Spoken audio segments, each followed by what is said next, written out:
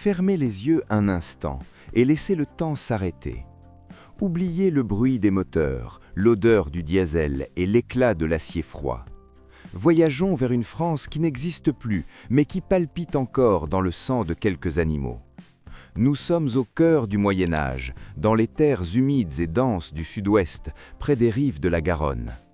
Ici, le silence de la campagne n'était rompu que par un son rythmique, lourd et ancestral, le craquement des charrettes en bois.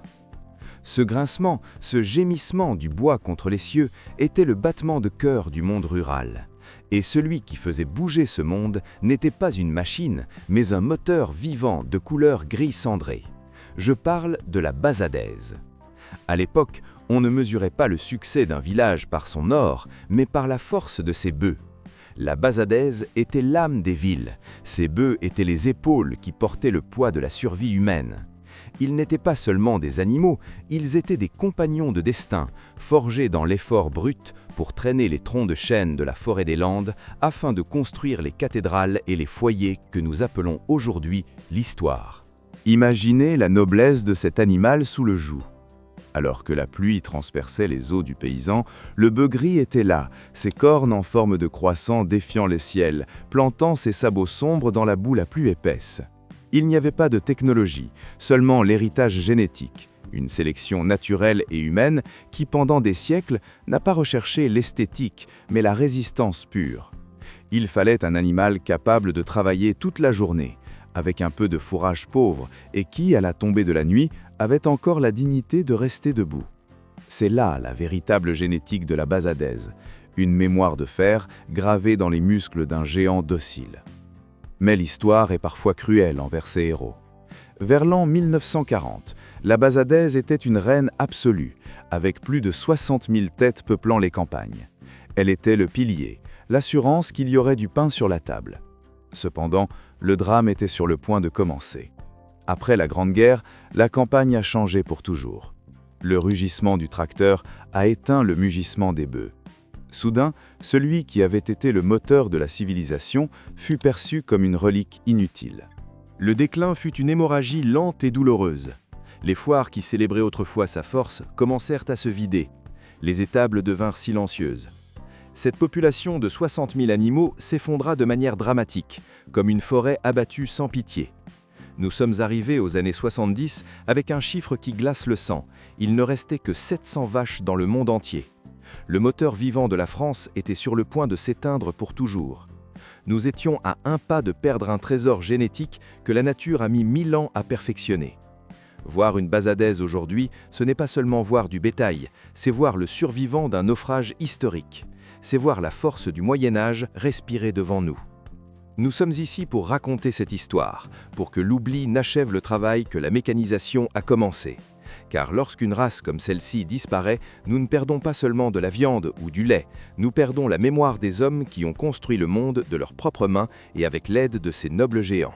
Si vous appréciez cet héritage, si vous croyez que l'histoire rurale mérite d'être racontée avec le respect qu'impose un feu de camp sous les étoiles, je vous demande de vous joindre à nous. Aimez ce récit si vous ressentez la fierté de nos racines rurales. Abonnez-vous dès maintenant à Force Agrarie. En le faisant, vous ne suivez pas seulement une chaîne, vous devenez le gardien de la mémoire des races qui ont édifié notre civilisation. Ne laissez pas ces histoires s'éteindre. Et dites-nous en commentaire, que ressentez-vous en sachant que nous avons failli perdre ce moteur vivant? Votre commentaire aide ce message à atteindre les 4 coins du monde. Restez avec nous car nous allons maintenant découvrir comment ce géant gris a réussi à renaître de ses cendres pour conquérir l'élevage moderne.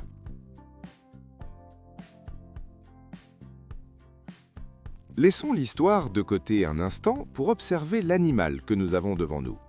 Contempler un spécimen de la race Bazadaise n'est pas simplement regarder du bétail, c'est être témoin d'une adaptation prodigieuse. Son port dégage une élégance rustique que seul le temps et la géographie la plus exigeante peuvent sculpter. Imaginez ce géant paissant sur les contreforts des Pyrénées, sous un soleil de plomb en été qui se transforme ensuite en un silence blanc sous la neige hivernale. Ce qui frappe d'abord le regard, c'est sa robe. Un pelage d'un gris singulier, un ton cendré qui semble avoir été emprunté directement aux roches des montagnes françaises. Cette robe n'est pas uniforme, c'est un dégradé vivant qui foncé chez les mâles jusqu'à atteindre des nuances de charbon, tandis que chez les femelles, elle devient d'un gris clair, presque argenté, qui brille sous la lumière de l'aube. C'est une couleur qui raconte des histoires de camouflage naturel et de protection contre les éléments. Mais si nous baissons les yeux vers le sol, nous trouvons le secret de sa résistance, ses sabots noirs et petits. Ce ne sont pas des sabots ordinaires, ce sont des outils forgés pour les terrains difficiles, durs comme l'obsidienne et conçus pour marcher des lieues sur la pierre, la boue et les racines sans jamais se briser. Dans le monde rural, un animal ne vaut que par ses pattes, et la basadaise possède une base inébranlable qui lui permet de se déplacer avec une agilité qui contredit sa grande taille. Parlons de son anatomie, où réside le véritable miracle de l'équilibre naturel. Nous sommes face à un animal de grande envergure, doté d'une poitrine large, abritant des poumons capables de traiter l'air pur des sommets, mais avec une caractéristique unique au monde, son ossature fine. Alors que d'autres races portent des os lourds qui consomment de l'énergie, la basadaise possède un squelette léger mais extrêmement dense. Cette finesse osseuse est le résultat de siècles de sélection fonctionnelle. La nature a éliminé l'inutile pour laisser place à l'essentiel. Un os fin signifie que chaque gramme de poids est du muscle noble, de l'énergie pure et de la vitalité. Observez maintenant sa tête. Elle est large, couronnée de cornes robustes qui se courbent comme pour embrasser l'air, mais ce qui captive réellement, c'est son regard expressif. Il y a une noblesse silencieuse dans ses yeux clairs, une tranquillité qui naît de la confiance en sa propre force. Il n'y a aucune trace de l'agitation du bétail industriel. La basadaise nous observe avec la sagesse de celui qui sait qu'il appartient à la terre et que le cycle des saisons est son seul maître. Sa structure corporelle est un poème à la progression. Elle possède une croupe longue et arrondie, des muscles longs qui s'étirent avec grâce lorsqu'elle marche sur les pentes. C'est un animal fait pour la liberté du pâturage, pas pour l'enfermement. Voir une mère basadaise s'occuper de son veau parmi les fleurs sauvages des vallées, c'est comprendre que la production de nourriture peut être aussi un acte de beauté cinématographique. C'est le triomphe du design biologique sur la précipitation de l'homme.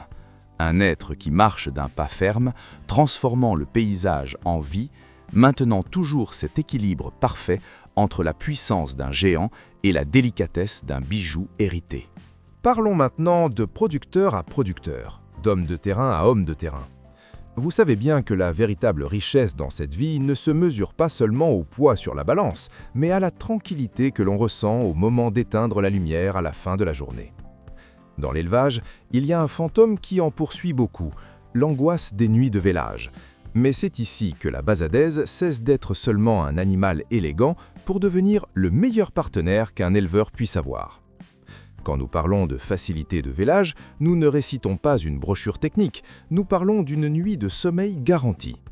Alors qu'avec d'autres races on vit le cœur serré, attendant l'appel d'urgence du vacher, avec cette génétique française, la nature suit son cours avec une harmonie prodigieuse.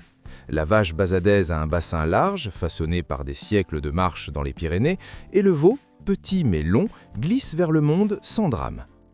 Et quel bonheur de voir apparaître ce veau! Dans le monde rural, on dit qu'il naît éveillé. Ce n'est pas cet animal qui reste languissant au sol. Quelques minutes après avoir touché terre, ce petit guerrier est déjà en équilibre sur ses quatre pattes, cherchant d'un instinct sûr le colostrum de sa mère. Cette vitalité immédiate est la plus belle métaphore du cycle de la vie. C'est un animal qui ne demande pas d'aide, qui n'est prêt à prospérer. C'est en essence un animal qui travaille pour son propriétaire et non l'inverse. Mais le cadeau final de cette race ne s'arrête pas au pâturage. Il se manifeste au moment de récolter le fruit de tant d'efforts. Parlons de sa viande, mais pas comme une marchandise, plutôt comme une œuvre d'art génétique. Le persillage de la basadaise est un héritage béni. Ce grain fin, ces petites veines de gras intramusculaires qui ressemblent à des fils de soie blanche au milieu du rouge intense du muscle, sont le secret le mieux gardé des palais les plus exigeants du monde. Ce gras n'est pas un excédent, c'est l'âme de la saveur. Au feu, ce marbreuage fond, hydratant la viande de l'intérieur, lui conférant une juotisée et une tendresse que seule une race forgée dans la patience des siècles peut offrir. c'est une saveur qui raconte l'histoire de l'herbe, de l'air de la montagne et d'une génétique restée pure pour servir l'excellence. Lorsqu'un convive savoure une pièce de bazadaise, il goûte à la sérénité du producteur et à la noblesse d'une terre qui sait récompenser ceux qui la respectent. Élever ces animaux, c'est revenir au cycle naturel, là où l'équilibre est la norme et où la paix de la campagne est le résultat d'un bon choix de compagnons de route. Nous arrivons au terme de ce voyage, mais en réalité, nous sommes au seuil d'un nouveau départ pour l'élevage mondial. En observant la trajectoire de la bazadaise et de la blonde d'Aquitaine, nous comprenons que nous ne sommes pas face à de simples races bovines, mais face à des outils de transformation. Le grand secret que les éleveurs d'avant-garde redécouvrent sur tous les continents est le pouvoir de la vigueur hybride. En croisant ces lignées françaises, forgées dans l'adversité et la noblesse, avec les troupeaux locaux d'Espagne, d'Australie ou d'Amérique, un miracle biologique se produit. La descendance hérite de la résistance de sa propre terre et de l'efficacité prodigieuse de ces géants européens. C'est dans la monte naturelle et la gestion consciente que la durabilité cesse d'être un mot à la mode pour devenir une réalité tangible. Un taureau basadais ou un reproducteur blonde dans le pâturage n'est pas seulement un géniteur, c'est un agent de changement. Sa capacité à travailler sous le soleil, à parcourir des lieux pour chercher la meilleure herbe et à saillir les vaches avec une efficacité naturelle réduit la dépendance aux interventions artificielles et coûteuses. Nous revenons à un élevage qui respecte les rythmes de la biologie où l'animal est en harmonie avec son environnement, optimisant chaque ressource que la terre nous offre. Mais il y a une réflexion encore plus profonde que nous devons mener alors que le soleil se couche sur nos exploitations.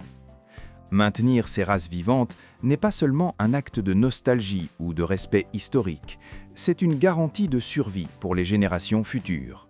Dans un monde qui demande toujours plus de nourriture, mais avec des ressources plus limitées, l'efficacité de la blonde d'Aquitaine et la rusticité de la bazadaise sont les clés qui assurent le repas sur la table de nos enfants. Chaque veau né de ce sang est une promesse de protéines de haute qualité, produite avec moins de gaspillage, moins de stress et plus de respect pour le cycle vital. Nous sommes les gardiens d'un héritage millénaire. Notre travail au champ est le pont entre l'effort de nos ancêtres et la fin du futur. En choisissant des génétiques qui travaillent avec la nature et non contre elle, nous honorons le pacte sacré entre l'homme, l'animal et la terre. Un pacte qui dit que si nous prenons soin d'eux, ils prendront soin de nous.